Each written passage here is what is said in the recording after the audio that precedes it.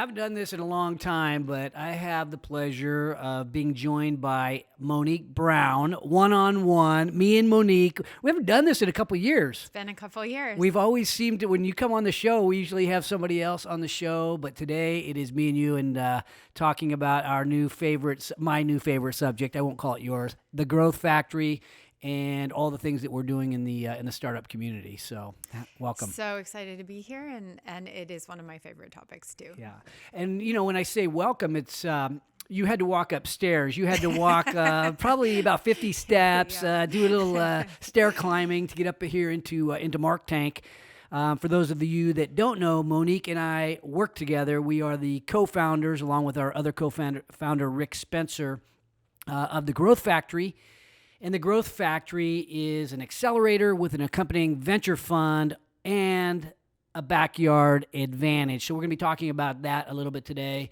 And we're going to be kind of putting on the different hats. The hat of a startup founder, the hat of a somebody who wants to come in and help a startup founder, a mentor. We're going to be putting on our angel investor hat or our venture capitalist hat. And then also, I think we want to put on our civic partner hat, our civic leader hat. So we'll be talking about these different areas as we walk through what's been happening with the Growth Factory. So the Growth Factory, Monique, I don't know if you like the way that I described it, but we've been, to use your term, we're a startup. We've been building the airplane and attempting to fly it at the same time. Tell us from your perspective about this journey. Well, it's an exciting journey. I think it's something that, we've been working on for a couple years, right? It just hasn't been put together. The pieces haven't been put together in the way that they are finally coming together. And so I feel like all of the work that you did, over the many years of podcasting and just kind of beginning to tell the stories and elevate entrepreneurship in this community, and a lot of the work that I've done just, in the trenches, supporting programmatically or mentoring or pitch competitions or whatever, connecting people with resources. Like a lot of this has been like our research, I guess I would say. Yeah. R&D. Right. For creating a program that I think is right for Sacramento. So like our accelerator and fund is not a model that's new to this world, right? It's done incredibly well around the world. And we're really fortunate to be part of the global accelerator network, and learning from, managing directors and investors of 120 programs globally. And that's been fantastic. But this is for Sacramento, right? Like we're doing the Sacramento version of this. And I think it's just been exciting to see. I think it's the right time, and you kind of know that because things start to come together in ways that maybe you wouldn't have imagined. Okay, let's talk about that. So my follow-up question would be, what did you expect that didn't happen, or what happened that you didn't expect? What's happened that I hoped for, but I wasn't confident that it would happen, I guess I would say, is just the community reception, right? The enthusiasm from people. Like, it's just this concept of acceleration or entrepreneurship as like a key component to our community, our culture, and our economy is in every conversation that I'm in now.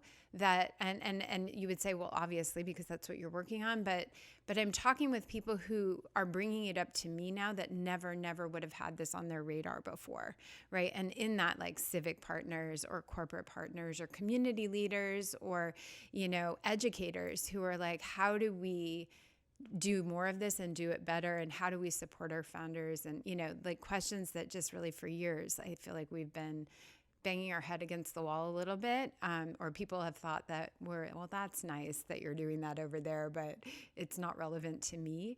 And all of a sudden, I think the way that this has come together post the, difficult pandemic kind of situation, I think has catalyzed it a little bit, but the reception has been tremendous. So. Yeah, sometimes I say that the Growth Factory is a platform that really has handles on it. So whether you're a mentor, a civic leader, a corporate person, an investor, there's a place to grab a hold and help. And I think before what we were doing at Haney Biz, much of the same type of work, but it didn't feel like there were handles. I guess I was in this world where I thought there was a way for people to jump on and help. And I think at some level they did. And so I'm appreciative of those that have. But now it's becoming crystal clear of how to jump on, how to grab a hold of what we're doing. So let's put the different hats on for a second, because we've invested into 15 really world-class people who really have the potential of being world-class founders. They have great ideas. They're solving big problems. And let's dive into that from the mindset of these founders. We brought them together. They run through what? And what are they feeling as they go through this Growth Factory Accelerator? So I can tell you what they're running through, and I can say what I think they're feeling based on conversations we've had. I'd love to hear from them too. But so essentially, we have created a program that provides a year of structured support. So that's like the first place where this startup accelerator in Sacramento is different from many others around the world. Oftentimes, they're 12 to 16 weeks. You build a pitch deck, you have a demo day, and they wish you luck. And we are building a community, and we are investing in people, like you said, and we want these people to succeed. Hopefully their companies as well. I mean, that's a big focus, right? But we just believe these are relationships that we hope to have for 20 years, right? So we're investing in people and really want to come alongside them on that company building journey and make sure they have what they need to succeed and grow quickly. So 12 months of structured support. Stepping into the first 16 weeks is more intense. So we're in the middle of that now. And we have things like our weekly founder lunches, our weekly accelerator calls. We have some amazing, talented, generous mentors who've come on board and are leading us through different workshop sessions and discussions, which have been hugely valuable, offering office hours and the like. And so this first part is really focused on what we say is market acceleration, so traction. How quickly can we get there? How quickly can we test our assumptions of our business and kind of validate those assumptions with the customers in our market, and then build the model so we can grow, And so and then fundraising is a huge piece. And we were just talking about it before we jumped on the podcast, right? One of our hypotheses is that we're going to help these founders move from seed to Series A or pre-seed to Series A, which means they have to go on and raise future funding, right? And that we will be able to help them get ready for that. And we're 2-3 months in, and it's already happening, which is incredible. They're, just, through the network and through the work that they're doing, meeting other people in our network and onboarding new investments and, definitely moving quickly and on their way, which is great. And then the final piece, which I love, and I'm so grateful to our partner, Craig Hetrick, for working with us to build this, is a program called Founder to CEO. And it's really interesting because this is the piece that resonates with a lot of people who wouldn't, in the community that wouldn't necessarily label themselves as entrepreneurs, but when they hear about this program, they understand like the journey that these founders are taking. They're passionate people, they have a product, and they have a purpose. They have a problem they're solving, and they're really passionate about that. But many of them haven't been a CEO before, right? And as we know, when you onboard your first employee and then some, and you start taking other people's money and you have to report to investors, all of a sudden that founder hat really begins to transform into a CEO hat, and the job changes, right? And we've heard from founders that they're surprised or unprepared for some of the expectations that come along with that switch. And so really the bulk of our program after the first 16 weeks is a program called Founder to CEO to help them as they transition from these amazing world-class founders into hopefully amazing world-class CEOs. Yeah, some of the we talked about the backyard advantage being the people of Sacramento, and what I as the most committed, successful people, the leaders of Sacramento, come on to help us to grab a hold of this platform. It really is an advantage for helping raise money, for helping give guidance, and I've imagined that we have a bunch of successful business partners in our backyard that all love one another. And then that really is the secret sauce, is that love. And so how do you make that happen? Which is kind of an interesting thing, because you think of this is investing and high finance and startup stuff, but where does love come in? Rick often talks about that because he's quoting something I've said a few times and sharing it with our friends. But I saw that happen in the beginning stages of that happened over the last 5 or 6 weeks. And just last week,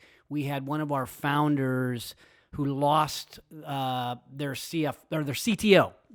One of the people that is really important in their company ended up leaving the company for some reason. And that was probably devastating at some level. And the founder was able to share that in a safe space and have some people who understood what she was going through. And I don't think that most founders have that. Where do you have that? When you're a 2-3 person team, That's right. and stuff hits the fan, or you have a real tough moment, Right. how are you supposed to share that with somebody? Because you're supposed to be wearing around the confidence hat. Yep. No, that's so right. And you can't talk to your family all the time, right? They don't want to hear about it, about it 24/7. Yeah, there's a lot of tough days as a founder. Right, and you're not going to talk to your junior marketing intern who you've brought on board to help with social media, right? And sometimes, you don't have investors or partners or other trusted people in your network that you feel like can support you through this stuff. And sometimes you feel stupid, right? Like, oh, maybe it's my fault, or I missed something and I don't want to, I don't want to go sharing that around or whatever. But we've seen it, to your point, we've seen it happen in these early days, and that's a great example, but I've seen it in a lot of other ways already.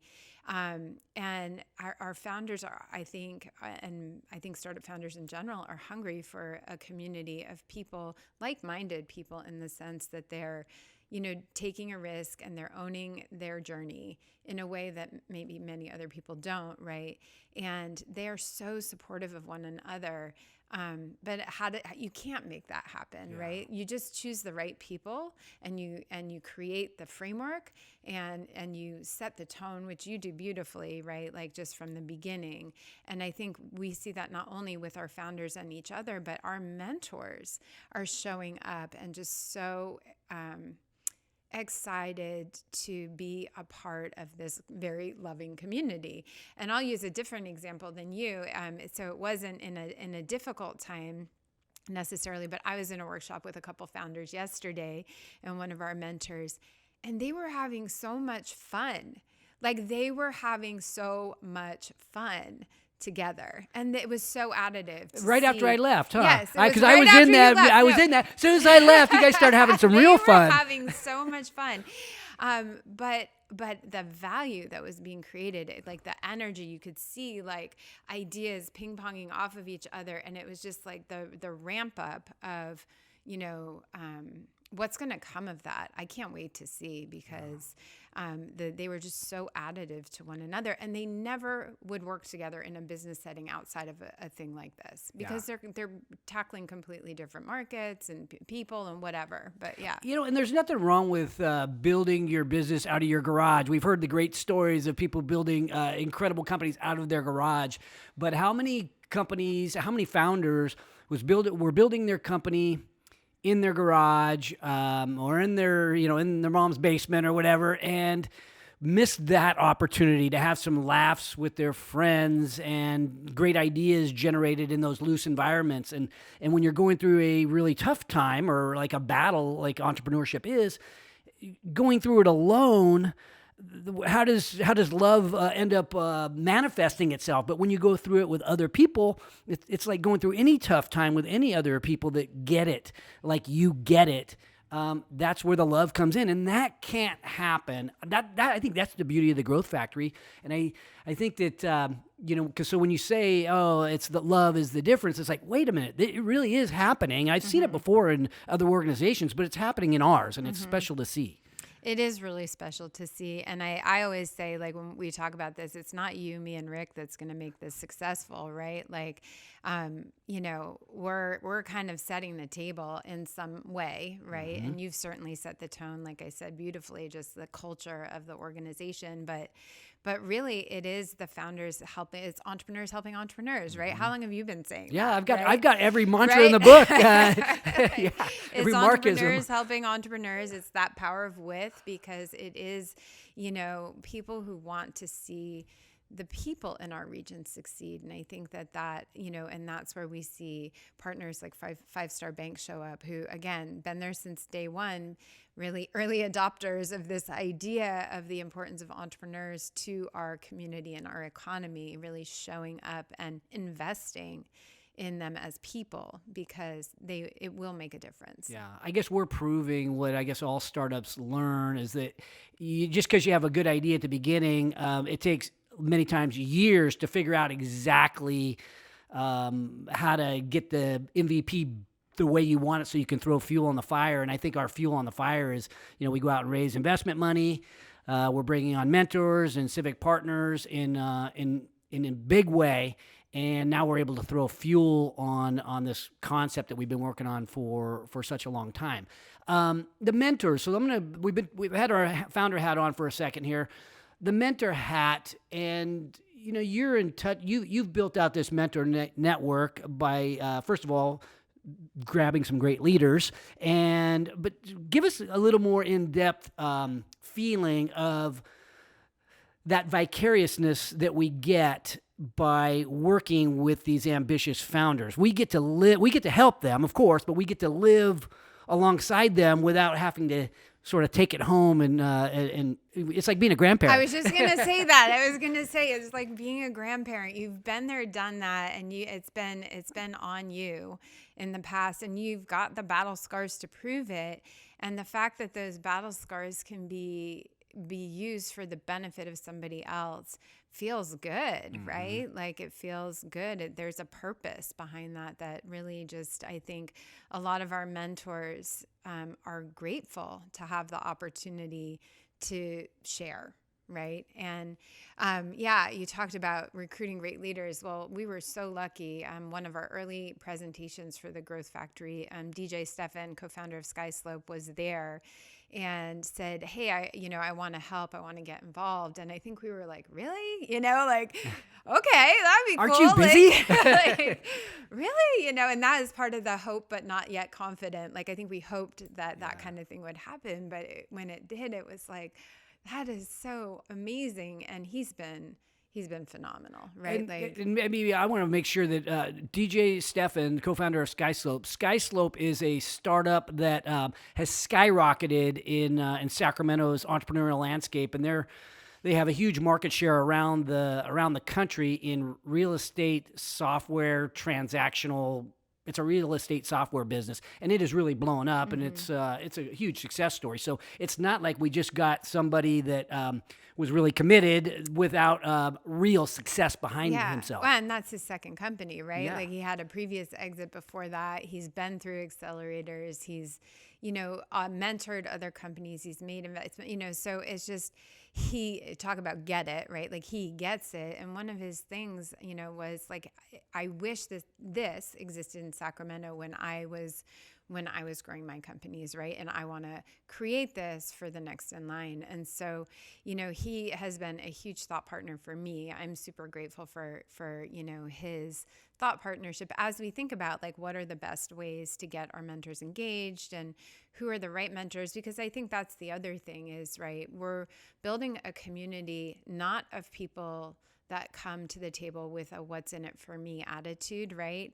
But we're building the table, building a community with those that are coming with, like, a generosity mindset, right? And who are there because they want to help create abundance for, themselves and others, right? Like, because I think it's just, it's not a zero-sum game at all, right? Like, and so finding people whose mindset is aligned with that culture and who are excited to dig in and share their expertise. And we just have had, like, just the most phenomenal. I mean, Larry is another person that comes to mind as just one of the mentors that surfaced through this. And he's Larry Chillamy, yeah. Yeah, he is CFO. He is CFO of, a large company in Woodland, I believe, right? And gosh, just the most humble, but like seriously valuable resource, right?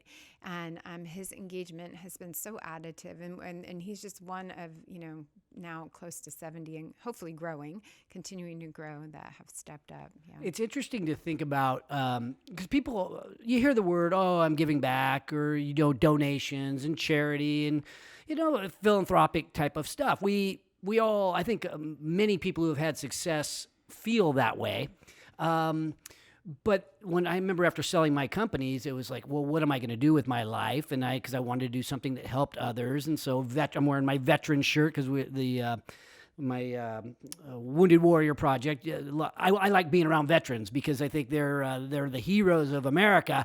And the other group of people that I love being around is entrepreneurs, especially the startup founders or the people that really have a growth mindset. And so for anybody out there who's thinking about, I've had some success, I want to give back, I have that sort of mindset, but how do I make it really fun and rewarding? Well, there's nothing if you've had success as an entrepreneur, there's nothing like being around those other entrepreneurs like that, to bring you enthusiasm. It's not just giving back. Right. It's fun. It's like a party. Not like just a fun party, but it's like a... it's so meaningful, though. Yeah, it's meaningful work. Meaningful, and it's interesting, and we find that, the learning goes both ways, which is what is so cool, right? Yeah. Like, as you continue to learn, because these founders are innovating, and so, you might have expertise in one area, but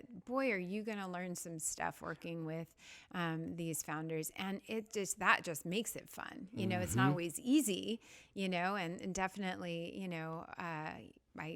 there's a long future ahead of us here. So, talk to me in a year, but I think that from what our mentors tell us is this is fun because it's additive to their life, right? Like, in addition to the ability to have purpose and sharing what they've learned, they're learning. Yeah. And they're with other mentors, right, too, right? It's not just mentor-founder, but like the mentor community is connecting with one another. So, yeah. That's really interesting to see, too. It's almost like a club effect, right? There's I like to live vicariously through these founders. I talk about that occasionally, but the idea of being around other people that have the same kind of values that you do, have had some of the same experiences. I mean, these are really good friends to have. They're the people that you may already know, but there's a lot of people that you do not know that, like, these people are in Sacramento and they've had all this success, and we're all kind of together in one room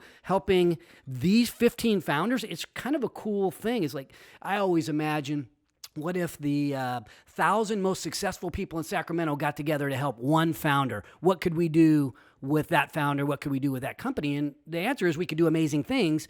And we're actually seeing that manifest right before our very eyes. And and we're seeing these people become friends with one another that didn't even know each other. One person may live in El Dorado Hills, meet somebody from Elk Grove or Roseville, and it's like, wow, I didn't even know you existed. But they do. There are successful people here in Sacramento gathering to help this effort. Yeah, absolutely. And it's really cool to see. It is. The other hat that I think is important to put on, because I think when it comes to a club effect, having investors in the room, because there are other accelerators around the country and even in Sacramento that are doing great things. But when you have an accompanying venture fund, when you bring the do-re-mi into the equation, it adds I would say, I'm going to call it a level of seriousness. Yeah. It right? levels up. Yeah, it levels up everybody's game. It does. Yeah. It's like, whoa, these guys are the Growth Factory's throwing in money. Now I really have to perform. This isn't just showing up for some voluntary class. No, I'm being paid to be here to a certain extent. So be here, take it in. I'm giving up equity for that investment. And this is a real deal. These are real business transactions.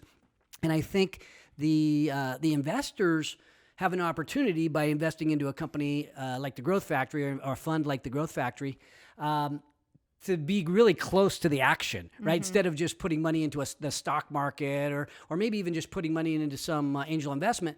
No, you know the founders. You get to know them. You're in the club with the founders and the other investors, and it's kind of a cool thing. Yeah, I think I think that's where Sacramento can differentiate itself as well, right? Like, because even in other venture funds in other regions, right, you have a general partnership that's probably less open to having all the LPs show up at your weekly founder lunch or your weekly dinner, right? Right. And we're saying, come on in, right? And we want you involved, and we want you to build relationships, and and so for those, and I think also the other piece of that is, you talked about getting more capital off the sidelines here in the region. And, this is such an efficient way to do that because we're investing in 100 companies over the next 4 years. What a great learning experience, right? Like the ability to come in, invest alongside all of these other LPs, get close to the companies and the action, learn about the, the investing process, right? Like, and I think, it's just, it's something that I haven't seen in other regions done this way.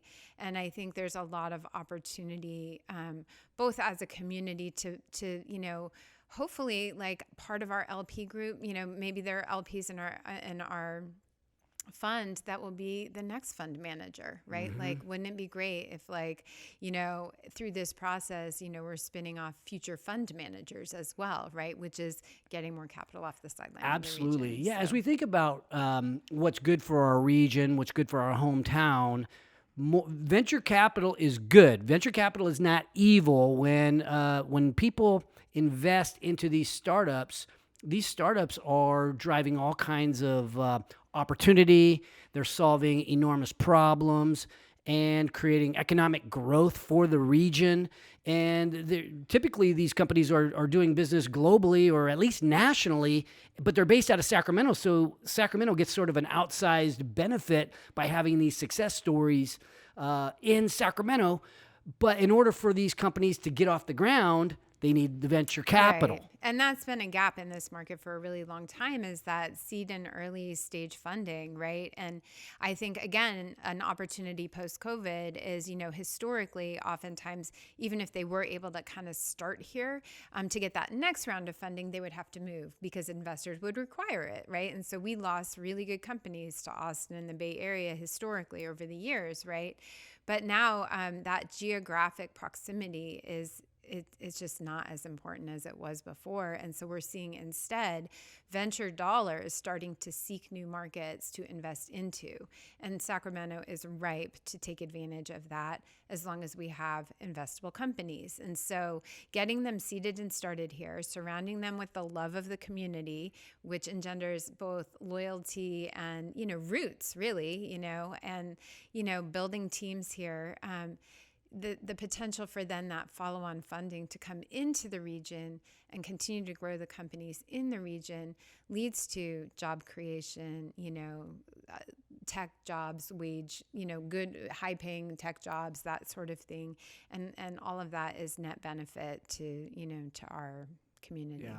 It's interesting too, because venture capital as an asset class is blowing up. And you and I read up on this stuff and we wonder, why is it blowing up? Because it feels like people are wanting to, I think the reason it's blowing up so much is because it's working. I was on a call earlier because I'm invested into a number of funds, and that particular fund is doing really, really well. But they're not the only one that's doing well. Right now, many venture funds are doing well. People are doing well in angel investments, and others are hearing about that, and they're sort of migrating that way. I think last year, Sacramento got $250 billion in venture funded into it, which is like an eighth of what Austin got, right? If we aren't getting our fair share of the venture dollar today, because we don't have the ecosystem built out yet. But with the Growth Factory and some of the other work that's being done right now, we're already starting to see some of that change. 100%. And I'll just say $250 million I think Oh, you said gosh. I just want to Million. clarify that. Yes. But yes. Million. Yes. But you're totally right. And I think that, and to your point about, I think the other thing that's changing, I want to highlight is, there have been a lot of people doing, heavy lifting in this region for a long time. I would put you on that list, but other, people like Dale Carlson, people like the team over at Startup SAC, even, team at UC Davis, like there's just people who have been, and the team at Moneta launched a fund here back when it was maybe a little less obvious that would be a good thing to do, right? And have done great things for this region, right? But what is really exciting about right now is you have kind of leaders in key positions who have been doing this work, but are now in a position of leadership and they're working together. Mm-hmm. And so I would say like Dale launching the Carlson Center and having Cameron lead that has been a change over the last 2 years that's been truly beneficial. Us, launching the Growth Factory and kind of taking our efforts to the next level. Startup SAC is continuing to just be that consistent drumbeat, of community building every week, running events and gathering community and making connections, right? And you're starting to see, and the Kings are expanding their capitalized competition, right? UC Davis is onboarded, some new SBDC, capabilities. There's just leaders in different positions that are starting to level up their initiatives and they're working together. And that's going to be the difference. I agree with you that so many of the seeds have been planted and they're beginning to blossom. And yeah, I said 250 billion last year. Obviously it's 250 million, but one of the partners that we have in this Growth Factory effort is GSEC. Mm-hmm. And Barry Broom, the leader of GSEC, we're encouraging him to adopt our $1 billion dream. So to go from 250 million in venture capital in the Sacramento area to at least $1 billion, right? We have Austin who's doing close to $2 billion. We should at least get to $1 billion. So we need to set a goal that has us at least 4 times where are today, because this is a venture capital. This is an asset class that really it's looking for good companies, and Sacramento has great people. We just need them to be. We need a few more that are investable. Yeah, 100%. And, it remains a high-risk asset class, but I think the thing that we look at is, in addition to the companies that we're building, once again, we're investing in people. And so, people are not wasted investments, right? Like, they will go on if this particular initiative or company that they founded ultimately, because some will fail, ultimately doesn't succeed, they'll go on and found another company or join another team or become, a lead, innovation lead within a corporate, right? Like, and so I just look at like all of the investment we're making is net positive. And then the ROI, like the financial ROI, we've got some great founders building really good companies. I feel really optimistic about, the financial upside of it as well. But I think without question, the work that's being done is going to yield dividends in this community. Agreed. Success breeds success. We've all heard that term. And I remember sitting around the kitchen table with my mom and dad as they talked about their small business often and talked about this, most of the time it was my dad dreaming about how great they were going to be and my mom bringing him down to reality. But I was able to witness their banter and really sort of live vicariously through them through their small business. And I think that shaped my mindset. And I didn't really know it at the time. It wasn't like, wow, I don't care about being a pro football player anymore. I would now want to be a small business person. It wasn't that, but you think about the subliminal things that make you think about doing something important in your life, those things that sort of like are lasting and maybe give you a sense of confidence. If my mom and dad can do it, I can probably figure out how to do it too.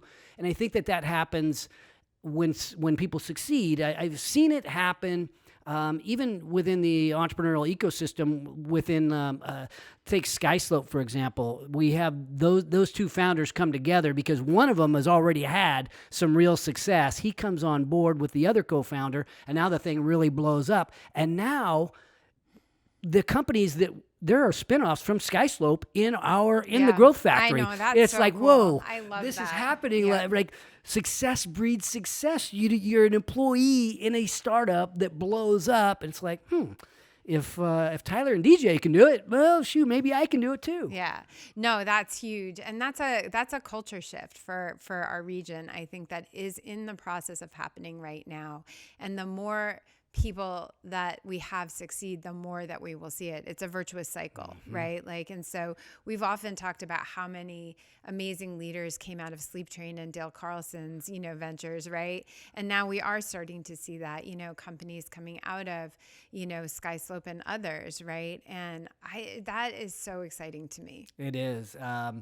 So you think about where we're going as a growth factory, where our founders are going. I mean, paint me a picture, Monique, because you're in touch with what's possible. I think you're in touch as much as anybody in the region with what's going on nationally. I want to be the best Sacramento that we can be, but what does that look like in terms of a startup? As we put on our civic leader hat, if what we're working on really, really works, what does that look like for our region? That's a great question. I think there's a couple things, and it is starting to happen, but I think the first thing I would say is, maybe historically this region has felt a little bit siloed, right? Like you have little fiefdoms, or cities that, have not worked together and haven't taken kind of that regional approach. And I think for any innovation or entrepreneurship ecosystem to be strong, you have to break down walls, right? Like you have to build relationships and connections and not reinvent the wheel, but identify strengths and share assets, right?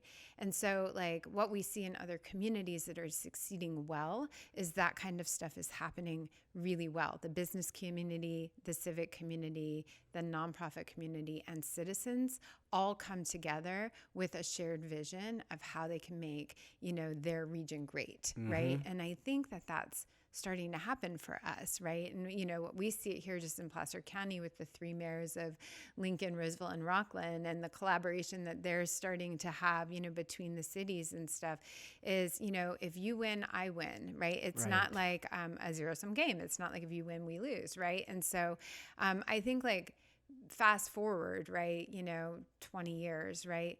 I think entrepreneurship and innovation are a significant piece of like kind of the regional economic portfolio, and you have many funds and many accelerators, right? And you have universities that are, moving students into entrepreneurship and launching, companies out of college and stuff like that. And you have a talented workforce that is both attracted and grown here because there are such cool companies to work for, right? And so you have an educated workforce with a lot of really, jobs that, are not just minimum wage jobs, that are above minimum wage and create for a really good life for families, right? Yeah. And so I think like that is 100% possible, and we are on the path. It is early days, and we have to work together, and it has to be that, it can't be done just by the Growth Factory, right? It can't be done just by the Carlson Center.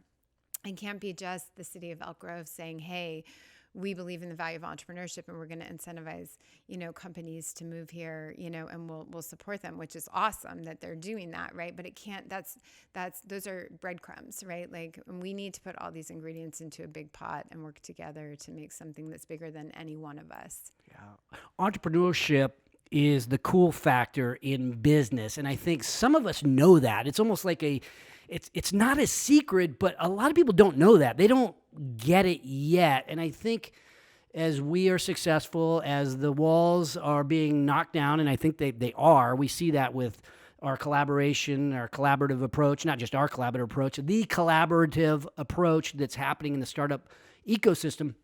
As this happens, a mindset ends up changing, and more people will end up getting it and understanding that this part of our economy is really the cool part of the economy. I think it is where it's where we discover a lot of innovation things. It's where we discover about ourselves, who we are inside when we put everything we have into a project. It's where people, when they, instead of dreaming about being the pro athlete, they could dream about being a great entrepreneur. Because I think in Sacramento, people have been thinking about, well, my mom and dad work for the government. I just want to do the 8 to 5 thing. And I think that we're a town that's been raised that way to a certain extent. But I think it's possible that can change. And I look at it as it's one entrepreneur at a time, one conversation at a time, one investment at a time. And eventually it happens, because that success does breed more success, and it does breed a change in mindset. Yeah. Well, I just want to say that I just talked to an entrepreneur the other day who was with the state for 11 years and just jumped to go full-time into his company. And you know what I think is that because there are an increasing number of resources, and there is more conversation, and there are more, like your podcast stories, and there are community events, it becomes possible. Like, how many other people have worked for the state who have that idea, but maybe it seems like crazy, like, well, I can't go do that. Yeah. And there's nobody else doing it, or nobody else talking about it, or whatever. And so you just stay, right? And, he's amazing. He's going to do really cool things, great conversation with him. But he was like, yeah, I just felt like, it's time, and we're getting this kind of feedback, and, and so I think it is, and it's not to say that, we still need people to work for the state. So thank you for all of our state workers that are, thanks for keeping the roads safe. Exactly. 100%. But I think that it's just, I think the entrepreneurship is a really important piece of any community, any culture, and any economy. And I think it's just been underrepresented here in the region for a long time, and that's starting to change. And I think it's only going to be a good thing. And we only have a few minutes left, but one of the things that you mentioned about the person working for the state and deciding to be an entrepreneur, there's different, I guess, how to put this. There's no age limit on being an entrepreneur. So there are people that are thinking about retirement. They're 45, they're 47, and it's like, hey, I can retire at 50. I'm 2% at 50, or whatever my retirement plan is. You could start a business at 50. We have, I'm not the only old guy running around the growth factory. We have another guy that's probably roughly my age that is a founder. He is building something really, really cool, really smart man. And, you can be a 50-year-old person or a 60-year-old person and be a founder, and it's fun. You're going to live longer if you're living, right, versus, spending your time bored at home. Yeah, I think that it's interesting that you say that, because I was going to say earlier, right? Like, one of the things that I think is awesome about Sacramento and the Sacramento founders that we find is they're not like Mark Zuckerberg, at 19, right? Like, they're not that teenage kid with a hoodie, right? Like, that's like got a new app. Not that new apps aren't cool, right? But hoodies are welcome here. Hoodies are okay, but I think like there's a stereotype that many people who maybe aren't as familiar with like entrepreneurship may like put in their mind and then think that's not me. But what we see are like, really amazing science coming out of UC Davis solving like big problems, right? Like, these companies are solving big problems. And a lot of times it is what I call the mature entrepreneur, right? Like, it is the older, they have the industry experience, they have the networks, they have maybe a little more financial wherewithal to provide some longer runway. And so there's a lot of like, and we do have a diverse cohort, both from, backgrounds, perspectives, age, gender, right? And it's only additive. It like makes the community amazing. And you have people who've been there, done that are sharing with new founders that haven't yet had a career, and vice versa, right? Like kind of maybe those that aren't, as jaded or whatever, I have a fresh perspective on things too. So, right, it goes both ways, but yeah, hell yeah, you can start a company at 60 and succeed, and we would love to meet you if that's you. You bet. Okay, so closing thoughts and how to get involved. I think people know me, get a hold of me at the Mark Haney. I want to meet every entrepreneur in Sacramento, whether you're part of the growth factory, whether you're a small business that just wants a sounding board. I want to meet every entrepreneur because entrepreneurship is beautiful. And founders are, they're just the people I want to live around. But if they're specifically interested in the Growth Factory, Monique, how to get involved? That is a great question. I would just say we can put in the podcast notes my email. Send me a note. Yeah, send me an email because we are like looking for obviously entrepreneurs, but mentors, civic leaders, citizens, like people who are just interested in how do I get involved? How do I support? How can I rally around these founders? Or if you're a founder, obviously, and you want to grow your company here, would love to meet you. Focus on venture backable founders for the Growth Factory, right? But like Mark will talk to anyone. I want to. And the Growth Factory, we are a startup, but we have a website, growthfactory.us. Yes. So if you just want to like thumb through what we're doing, good place to good starting spot, and then get a hold of Monique or of course me or our co-founder who wasn't here today, Rick Spencer. Get a hold of one of us. We will show you some love and guide you through. Even if you are just dreaming about the idea, hit us up. We'll get you connected to the right people in the regions so that you can take that next step in your entrepreneurial journey. Yep. Thank you. Thanks for watching today's show. My goal for every episode is that you find a takeaway, something tangible you can use in your business today.